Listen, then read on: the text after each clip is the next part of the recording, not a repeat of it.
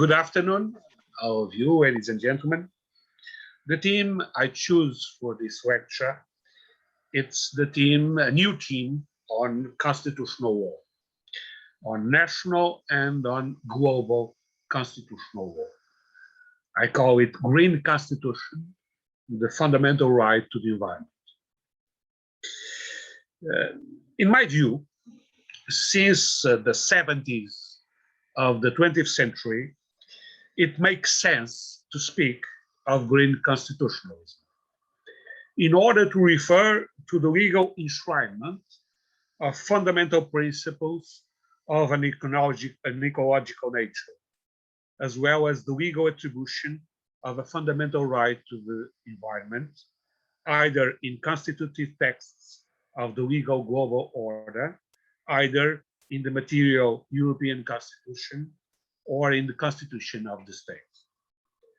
This is because, on one hand, the post-social state, emerging from the crisis of the welfare state, brought with it ecological issues, transformed into legal values, both as principles and rights established at the highest level of the international and national legal orders. On the other hand, because it is from the 70s on that we began to speak, and it makes sense to speak, of constitutional law without frontiers, with the affirmation of the constitutional nature of human rights, including the right to the environment at a global level, and the emergence of the idea of a European constitutional law. Before, according to the classical legal logic, both from the point of view of constitutional law and of the public international law, it made no sense to speak of international or global constitutionalism, since international legal relations had states as exclusive subjects, so they were configured as external relations, while constitutional issues were placed exclusively in the level of states, being considered as internal relations. Now, the traditional assumptions have been changed with the internalization of international law and the externalization of constitutional law, which leads to the overcoming of the formalistic distinction between human rights and fundamental rights, all of which are now transformed into human fundamental rights. Nowadays, within the scope of global constitutionalism that was shaped basically in the beginning by Sabino Cassese, in this perspective of the right to an environment without frontiers, it is understood that individuals are autonomous subjects in the international sphere, that the norms of the international order may be directly applicable to concrete legal relations, that is to say, at domestic level, conferring true fundamental rights to all individuals, and that such fundamental rights allow individuals access to international courts for the protection of their subjective rights, even against the state to which they belong. In fact, the sources of the human fundamental right to the environment are multiplied on a global scale, some at a general level, others at a regional international level, and having distinct legal value and effectiveness. Main examples among the others: the African Charter on Human and People Rights from 1967 enshrines the right to the environment. The Stockholm Declaration of the 1972 United Nations Conference on Human Environment also talks about a right to the environment. The American Convention on Human Areas in the Area of Economic, Social, and Cultural Rights of 1988, in the Article 12, also speaks of a right to the environment. The Aarhus Convention on Human Rights establishes fundamental rights in the domain of the environment, in the fields of information, procedural participation, and access to justice as a part of a broader substantive right. And the European Convention on Human Rights establishes the fundamental right to the environment in the Articles 2, 6, and 8, according to the creative interpretation of the European Court of Human Rights. All these sources of law, no matter if they are of general or regional character, if they have a conventional basis or a simply declarative and proclamatory nature, hard law or soft law, in my opinion, already allowed us to speak of a right to the environment without frontiers as an implicit general principle of the international or global order, ready for application in private and public relations, as well as implemented and verified by administrative bodies and judges.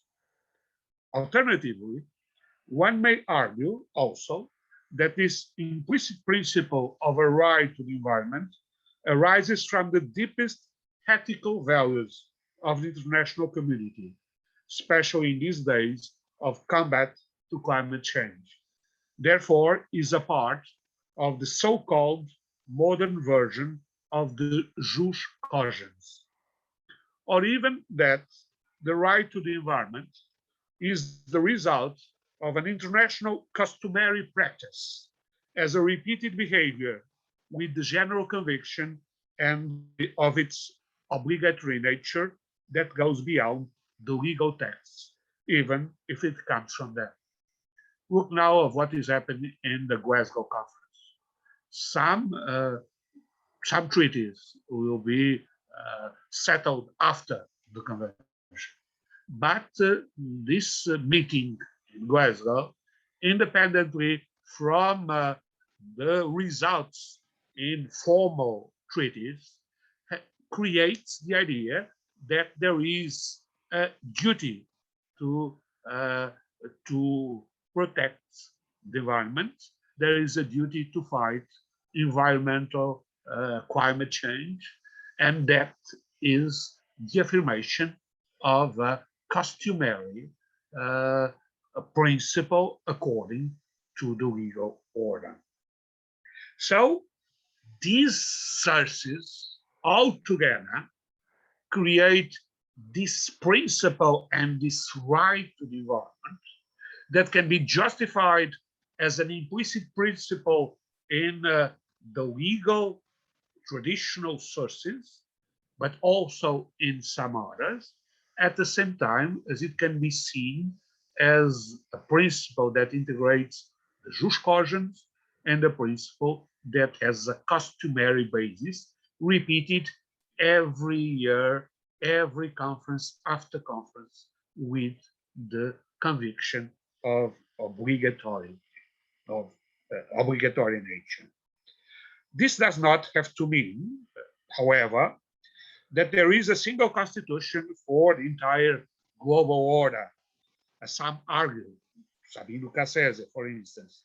But this should rather mean that we are here before the manifestation of a constitutional phenomenon without frontiers, insofar as individuals are considered as subjects of the global legal order, where there is direct applicability of human rights norms to domestic legal relations, and where we have also subjective legal protection conferred by true courts constituted according to the international order, which defend citizens even against the actions and omissions of their own states. What we are watching here is a phenomenon of multi-level constitutionalism, distinct according to the regional, national, federal, European, and global level in question, as Ingolf Bernitsch points out. Or, if you prefer, we are dealing with questions of compatibilization of partial constitutions in the restricted domain of human fundamental rights at all the levels of the legal order, like Peter Heller points out. At the level of the European Union, the constitutional question takes on a different dimension due to the emergence and consolidation of an autonomous legal space, European legal space. As a matter of fact, European integration introduced a qualitative change vis-à-vis the traditional phenomena of international cooperation, which was the creation of its own legal order, combining European and national sources of law by determining the direct effects and the primacy of the first one. In the search to harmonize European and national jurisprudence and to reconcile public actions of European and national powers. The existence of a European legal order that on the one hand dominates and imposes itself on the legal system of the member states, on the other hand, mixes with it and depends on the member states, on the legal orders of the member states, allow us to raise the problem of hierarchy between different European sources as between European and national sources. At the same time, it allows us to consider that some of these European sources acquire a fundamental nature due to the matters they deal with, the eternal constitutional themes of power and freedom, of the separation of power, and guarantee of human fundamental rights. In this way, the constituent power itself, which in the early days of liberalism had been inextricably linked to the state, now assumes also an international dimension, as it happens in the context of the European Union, in which the existence of fundamental rules and principles concerning the separation of powers both between European institutions themselves, one in relation to the others, as between the European institutions and the institutions of the member states, as well as norms that enshrine the guarantee of fundamental rights, see the European Charter of Fundamental Rights, configures a true European constitution, at least in a material sense, without one being able or should speak of a European state. Answer, the need to broaden the concept of constitution in nowadays to encompass and reconcile the two main levels, state and European, of regulation of the division in powers and competences, namely in accordance to the principle of subsidiarity and the protection of rights. In this light, the Treaty of Lisbon can and must be understood as a true constitution for Europe, even if it did not take that name. And it can even be said that it did everything to avoid being confused with the previously rejected constitutional treaty. The problem, as Balaguer, our colleague and friend Balaguer, explains very well, is of a psychoanalytic order. This is because the Treaty of Lisbon was formed through the double operation of renaming the constitutional treaty and deconstructing the content of the constitutional treaty. The Treaty of Lisbon is therefore the result of a combination of fears following the national referendums that had failed the adoption of a European constitution. It can even be said that the great driving force of the treaty was fear, the fear of most integrationist states of losing the progress that the constitutional treaty supposed, and the fear of Eurosceptics on the creation of a European superstate. From my point of view, I was the first of talking about psychoanalysis, as Balaguer points out, and I like it very much, like my students know in some of my books. And continuing with this psychoanalytic analysis, this also means that in the Treaty of Lisbon, there is a divergence between reality and its normative description, a discrepancy between the unconscious and the superego, which drives it to the unconsciously substitute of an authentic constitution without being able to assume it. In fact, the Treaty of Lisbon is a material European constitution, which sets out the fundamental principles and rules of the European Union, although it's not formally a constitution. It results from the exercise of a diffuse material constituent powers, which includes the intervention, direct or indirect, of all the bodies of the European Union in the procedure ended by the Intergovernment Conference, finally followed by the submission to parliamentary ratification or referendum from the member states. The Treaty of Lisbon results, therefore, from the combination of material European constituent powers with material national constituent powers, which may include not only ratification through national parliaments, but also the intervention of constitutional courts, as it was the case of the Lisbon sentence of the German Constitutional Court, and it is also the case of other national constitutional courts which followed it.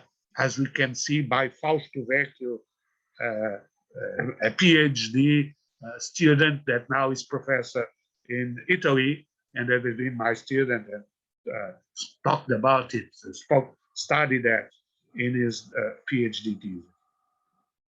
All these situations constitute a clear attempt to claim the exercise of a portion of the diffused material European constituent power, a portion that could also be claimed by the people of different states whenever the referendum took place. This puts us in front of a mixed logic of complex exercise of material constituent power, both at European and national level, with the intervention of a multiplicity of powers and bodies, from the legislative to the judicial ones. And the complexity of the constituent phenomenon is even greater from the fact of not having wanted to assume a unified formal European procedure. In fact, it was preferred instead to pretend that they were not dealing with a constitution, but only with an international treaty. It was the procedure adopted that generated the dispersed intervention of European and national powers in the same way as it would highlight the role of the doctrine and the jurisprudence in the application creation of the European Constitution, by that also reconstructing the constituent powers. There is a kind of cleavage between the body and the body image, since the European Material Constitution does not result from a formal constituent power. The Treaty of Lisbon, however, in addition to this material dimension, also introduces a certain formalization of the idea of constitution.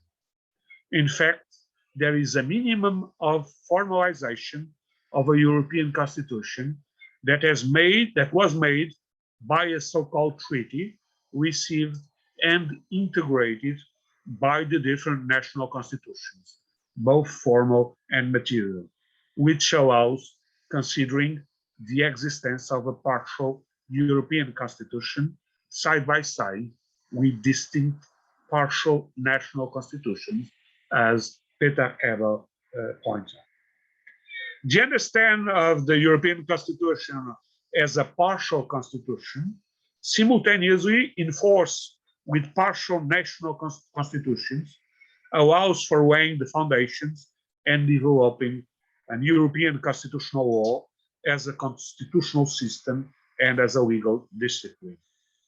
Europe thus appears as an idea of justice, capable of creating, alongside the material constitution, a formalization of the idea of the European Constitution as a dogmatic legal construction.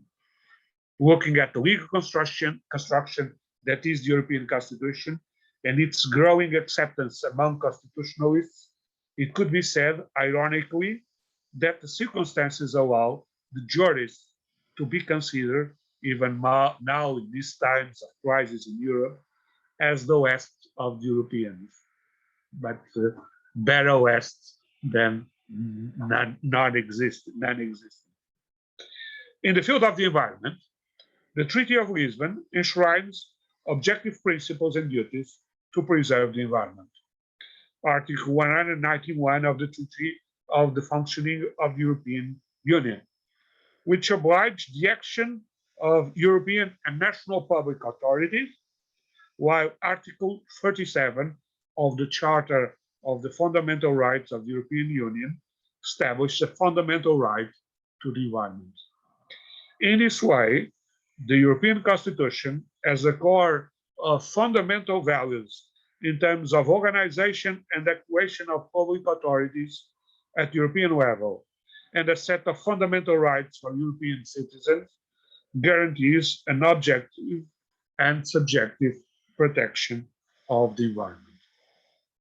With regard to fundamental European principles in the field of environment, Article 191 of the treaty provides that the Union policy on the environment shall contribute to the pursuit of the following objectives: preserving, protecting, and improving the quality of the environment, protecting human health, prudent and national utilization of natural resources, promoting measures to an international level to deal with regional or worldwide environmental problems, and in particular, combating climate change. What a constitutional program that we have here in the European Constitution. And the same says the number 2, that also speaks of values that should be taken in questions, like the idea of fight environmental damage should as priority be ratified as such, and that the polluter should pay, and the idea of the sustainable environment. So there is, from the objective point of view, in the main principles of the EU, the clear enshrinement of, at the highest level, of environmental protection.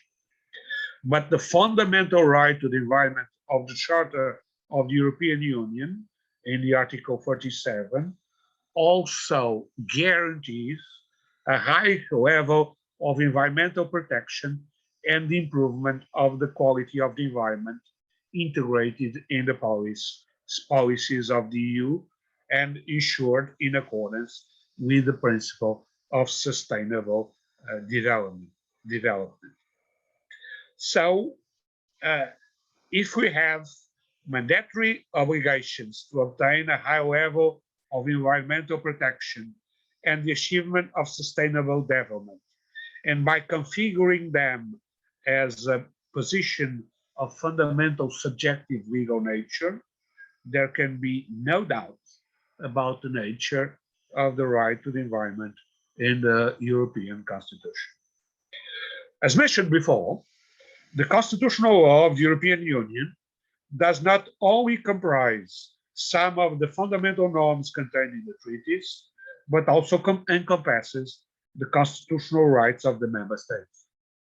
Thus, the enshrinement of the fundamental right to the environment in the Charter of Fundamental Rights of the European Union has 3 relevant consequences. First, it allows the construction of a fundamental subjective legal position of advantage in those national constitutions that only establish objective norms and principles of environmental protection.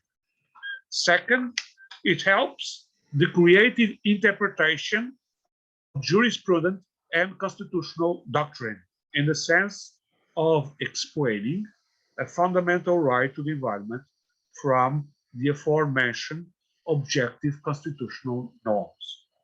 Third, it contributes to the completion and strengthening of the individual position of advantage already protected at national level, giving it a European dimension in the other national constitutions that already had expressly conferred the fundamental right to the environment. There seems to be a mirror game. We are in a mirror. Here at the level of the European Constitution in general, and the fundamental right to the environment in particular, reflecting the double dialectical tension between material and formal constitutional, as well as between European constitutional law and national constitutional rights, which intersect and interpenetrate reciprocally, a phenomenon that Haber called common European constitutional law, Gemeine Europäisches Verfassungsrecht, which consists of that part of European constitutional law coming from the fundamental rights of the member states. This process of creation of European constitutional principles and rights common to the member states, as well as the different European institutions, even if not from the European Union, as it is the cases of the European Court of Human Rights, that also participates in this process, corresponds precisely to the aforementioned constitutional formalization of the material European Constitution. See Article 6, Paragraph 3 of the Treaty on European Union and Article 52, number 3 and 4 of the Charter of Fundamental Rights of the European Union. In this regard, see some combinatorial examples of the fundamental right to the environment in the European Union. The German fundamental law enshrines the environmental protection of the environment in Article 20A through an objective norm, which creates a state purpose of objective nature. Jurisprudence and doctrine have, however, admitted control of constitutionality for indirect violation of the subjective environmental rights. When there are injuries to that right, either when they take place simultaneously with the damage to other fundamental rights, such as the right to property, freedom of profession, right to health, the right to life, or when the violation of the fundamental right to the environment guaranteed by international law is at stake. And in that point, and very strict and pointing the importance of the international law in the German constitution, see Rainer Arnold and the things that he wrote in the last years. Answer, the possibility of considering the fundamental right to the environment as implicitly enshrined according to the creative jurisprudence of the German Constitutional Court with the support of the German constitutional doctrine. And if you look at the sentence of July of climate change, we have there a wonderful sentence that not just justifies the right to the environment at the national level, as it put the basis of a global constitutionalism in the matter of the environment right. So that shows that for the Constitutional Court of Germany, there is already a right to the environment that he created according to the norms of the Constitution. The Spanish Constitution of '78 expressly enshrines the fundamental right to the environment in Article 45 within the scope of the catalog of economic, social, and cultural rights. But the Spanish Constitution still deals in two cases with objective environmental protection in an objective way within the framework of the principle of separation of powers, and specifically within the framework of the division of competencies between the state and the autonomous regions. Article 149, 123 European Constitution. And as Mark Carrillo points out in a very strong way, there is no doubt that in Spain, the Constitution expressly, in an express way, enshrines the right to the environment and the objective protection of the environment. If you look now at the French Constitution, in 2005, the French Constitution enshrined environmental protection, both from an objective and subjective point of view, through the revision of the Constitution carried out by the Constitutional Law of March 1st, 2005. This constitutional review consists of only 3 articles. In the first, it adds to the catalogue of human rights defined by the Declaration of 1789 and the preamble of the Constitution of 1946, also the rights and duties defined in the Environmental Charter of 2004. In the second, it refers to the Environmental Charter, which is reproduced at the end of the Constitution. In the third, fundamental principles for the protection of the environment are enshrined. According to the explanatory memorandum, such a constitutional law asserts itself as precursor and universalist vocation. However, as Lawrence Gay points out ironically, however, it's also very prudent since its clauses are above all symbolic, declaratory, non-imperative norms, not including any reference to section, specific offense, or regime of private liability. No matter that insufficiency of constitutional law, there is no doubt that after 2005, the right to the environment is now protected in the catalogue of rights of the Constitution in an objective and a subjective way, as a right and as a principle of legal order. And it is defended also by Lawrence Gay, Ariane Vidal-Naquet, that there is a need to revise not only the constitutional law to make it more effective, but we can right now make it more effective with the law that is needed to apply the Constitution that now confers this right to the environment. If you look now at the Italian Constitution, it did not also expressly enshrine the fundamental right to the environment.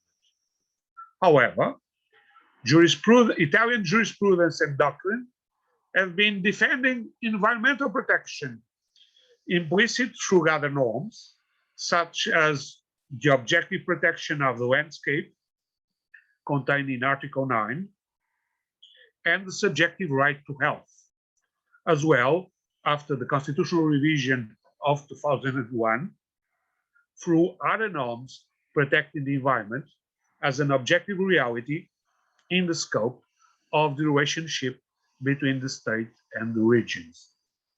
This trend in recent time has even led the Constitutional Court in a sentence to refer specifically to the fundamental right to the environment, even if it declared that its content is somewhat open, but it was recognized by the creative jurisprudence of the Italian Constitutional Court of the recent years. These sentences are from 2005 on.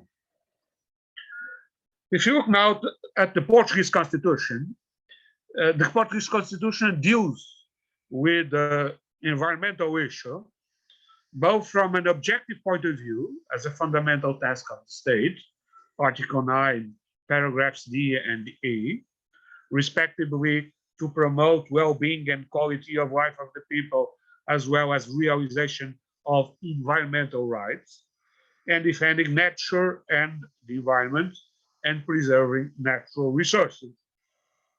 But at the same time, the Portuguese Constitution establishes a fundamental right to the environment and quality of life in the Article 66. And the right to the environment contained in the Article 66 combines subjective and objective aspects, all of them, however, understood under this perspective of dealing with fundamental rights. According to my understanding, it is this subjective dimension that constitutes the dogmatic key for the construction of a system of environmental law, since I keep on repeating from the 90s, capable of understanding public and private relations, as well as of carrying out a balanced consideration of different values and interests in presence. By the way, a development of that is on my manual. Green is also the law, my manual of environmental rights, of environmental law, let us say.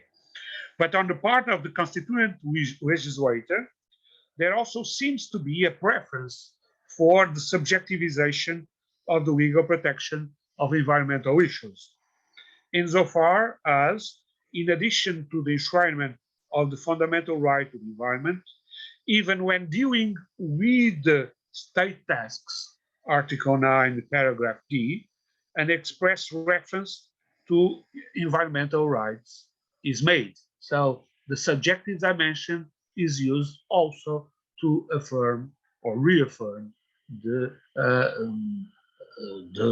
logo objective protection. But we need also to look at the United Kingdom, that is no longer a member of the EU, but despite not being today a member, until recently it assumed a peculiar position within the European Union due to the material nature of its constitution, as well as the fact that it's still living in a period of constitutional transition after the constitutional rupture resulting from Brexit. As a member of the European Union, the constitutional place of environmental protection in the United Kingdom implicitly resulted from the reception of European Union law and European Convention of Human Rights in their respective internal order, through laws considered by jurisprudence and doctrines as endowed with constitutional value. The European Communities Act of 1972 and Human Rights Act of 1998 were considered of laws with constitutional value. After Brexit, the United Kingdom risks losing not only the protection of the environment in the material constitution, but also most of the environmental legislation coming from European sources, as Duffy points out. Hence, the immediate need for the United Kingdom to nationalize the law of the European Union, making the respective norms their own, or to create alternative own legal norms. In the field of environmental law, the Environmental Bill 2019-2021 is in the final stage of its legislative procedure. As it is written on the official website of the House of Commons Library, day one of the bill's report stage took place on 26 January 2021 in the parliamentary session. But the bill had a carryover motion And today's of a report stage and third reading took place on 26 May 2021 in the session. The bill had its second reading in the House on 7 June 2021, which is passed without division.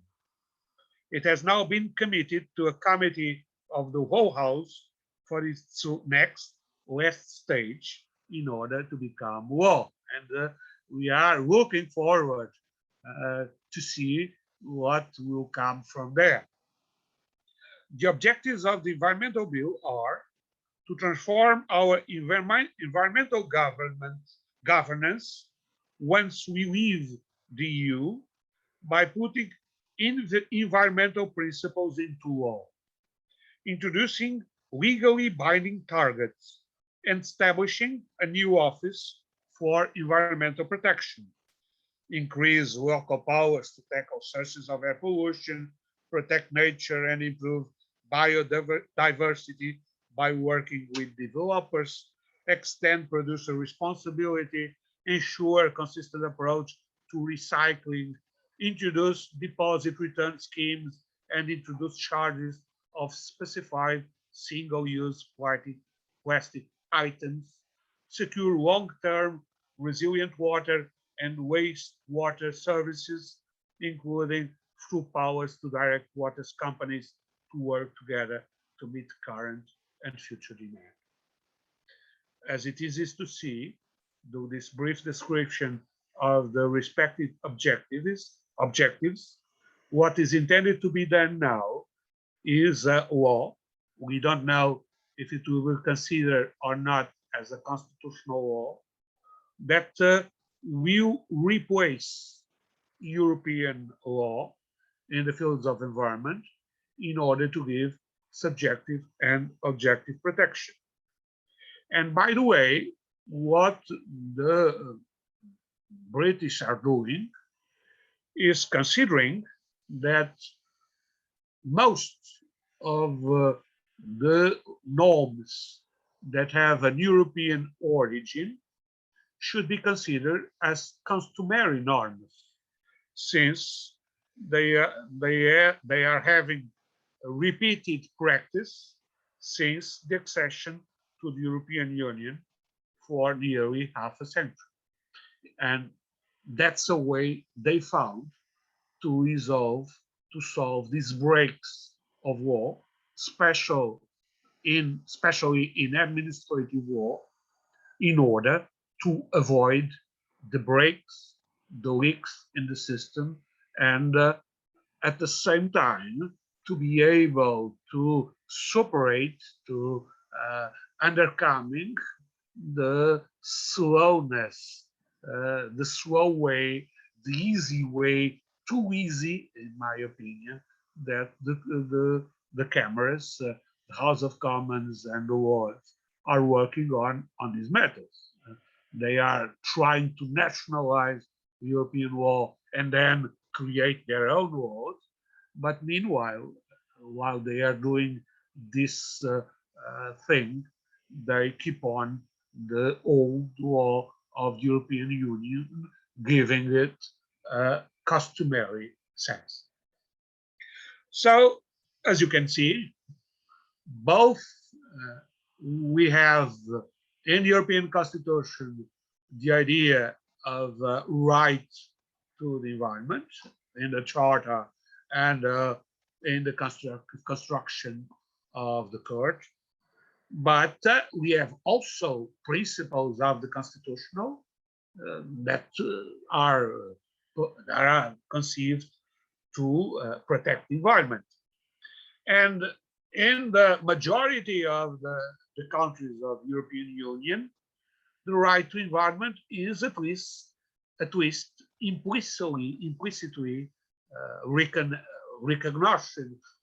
recognized. And this recognition, if we look at the relation between national constitutions and the European Constitution, makes possible the affirmation at the European level, in all the member states, of protection in a subjective way of the fundamental right to the environment. Just to finish, because I don't want to do as usual and keep talking more and more than I should, just two or three notes of the nature of the fundamental right to the environment. From my perspective, fundamental rights are rooted on in a permanent and absolute axiological principle, which is the dignity of the human person. But they also have a history, which is that of their realization in different moments and human societies. And if the axiological foundation of human rights imposes an incessant search for the best ways to achieve an ideal goal, its historical dimension shows how the realization of the dignity of human person in each historical moment and in each society poses new challenges and demands to the law, obliging the transformation and the expansion of the concept of fundamental rights. Hence, it makes perfect sense not only to consider the historical dimension of the realization of human rights, but also to link the evolution of the state models with individual rights, speaking of different generations of fundamental rights. And if, according to the philosophy of the liberal state, what was at stake was the right to state abstention, because at the basis of this was the idea of separation between state and society. This idea that keeps today still important, uh, with the transition from the liberal to the social state, also introduced a new dimension of the fundamental rights that requires the work of the public administration, the service provider administration, Leistungsverwaltung, as Baroff called it, in the realization of the fundamental rights. And that did not just mean a growing in the number of the fundamental rights with the addition of rights of economic or social species, but also a transformation of all the rights. Because even the rights of the first generation needs the intervention of state powers and the administration. So there was a change also in the concept, because if you look at the private property, it could not be a fundamental right if there were not laws, courts, police, and all these administrative items, let us call it like that, that exist to protect the private property. So it's an abstention against illegal aggressions, unconstitutional aggressions, both from state powers as to individuals, but at the same time, it requires the state intervention for its realization. So from the point of view of nature, there is no difference between social states and the social rights and rights of the first generation. And the same we must say with the rights of the third generation that came with the post-social states, like the right to the environment, the rights to self-determination in the digital world, and the rights of procedure that also have a dimension of non-aggression and a positive dimension that demands the intervention of states in order to prepare the rights. So if you look at it, we must not just consider the growing of the number of fundamental rights, but also its transformation from the legal point of view. And well, coming to the beginning, that is, and to the end at the same time, but coming back to the beginning, that creates a new dimension for the constitutions, a green dimension of constitutionalism that nowadays is an important part of global, European, and national dimension, constitutional dimension of fundamental rights. And that's it. I think I did not, I cut it a lot. Those who are interested may read an article there is going to be published soon by Springer with a chapter on environmental law, in which our friend Professor Friedrich Germermann, will also write a contribution on energy law in the European Union, and it will be a collection of texts from constitutionalists. Kahl, German constitutionalist, wrote a very interesting text about the constitutional law, environmental constitutional law, using the jurisprudence of the Constitutional Court of Germany. We have a Brazilian colleague, Ingo Sarwat, that also wrote about the evolution of Brazil and the Supreme Court of Brazil in protection of climate changes. And there are lots of other interesting articles. And open your appetite in order that in some time, not a long time now, you can read all that. But for the moment, that's what I wanted to tell you, to share with you right now. So, time for questions and remarks, critics, all these kind of things.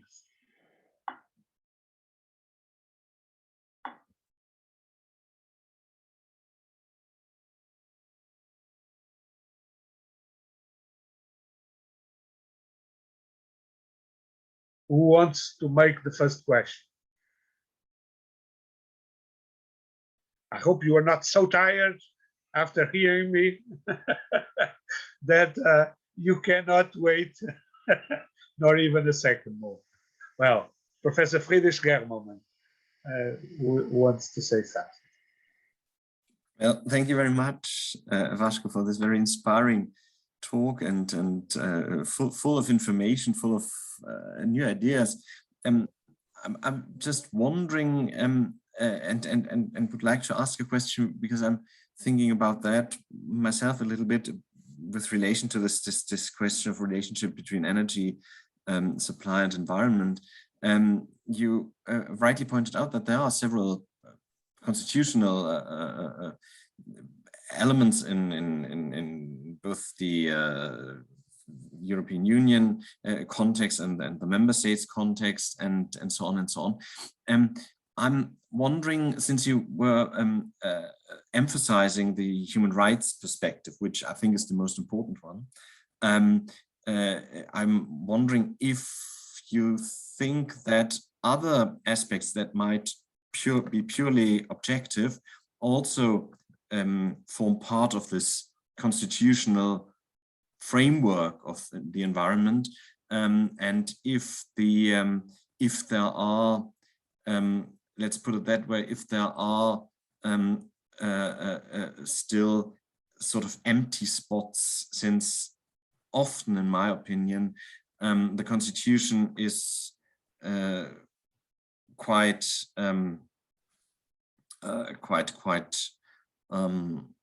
talkative, you might even say, regarding a specific issue, but doesn't say very much about another issue, which sort of enters into conflict with the first issue. So I'm wondering if you feel that in the European or in the global constitutional framework, the constitutional questions are sort of complete, or if they are evolving and that there is still something missing, especially with relation to other areas? Well, an excellent question. Let me say for the beginning that I don't believe that the subjective dimension is able to make a shadow in the objective dimension. Both exist and both are necessary from a constitutional and from a legal point of view, because, the subjective dimension has to do with rights of the peoples, of the individuals and collectivities they are in, but there is also the need for an objective protection of the environment. That has not to do directly with the rights of one concrete person. When we talk about the rights of future generations, they are not rights from a law point of view. They are an element of the objective protection of the environment. There is mandatory and there is very important for the future existence of the rights of those persons that will exist in the future. So this subjective part, it's an important dimension of environmental law, as well as the law of the animals. The animals have protection as human beings, human beings that are not a thing and cannot be treated as a thing. And but when we talk about rights for some entities that cannot be represented in court, in my view, it's a little abuse. Well, it's a use of the term right in a different sense, in a political one, not in a law one. Because what they have, it's a mandatory protection that is mandatory and cannot be put in question by the legislator, by the state authorities, and so on. And they are human beings that must be protected like such. So there are some parts of the constitutional order and the legal order that have predominantly that objective dimension, even if they can also be integrated in the situation of the protection of power, of the fundamental right. For instance, our friend Ingo Sarwitz and a currency of colleagues from Brazil and Latin America try to integrate the rights of the animals as a new dimension of the human rights of the persons, and see it as a reflex of human rights. So it's another way of creating a subjective dimension, but it does not stop the need to think that there is also an objective dimension that does not depend on a single individual in order to require protection. So according to the first part, yes, we need to distinguish these two dimensions.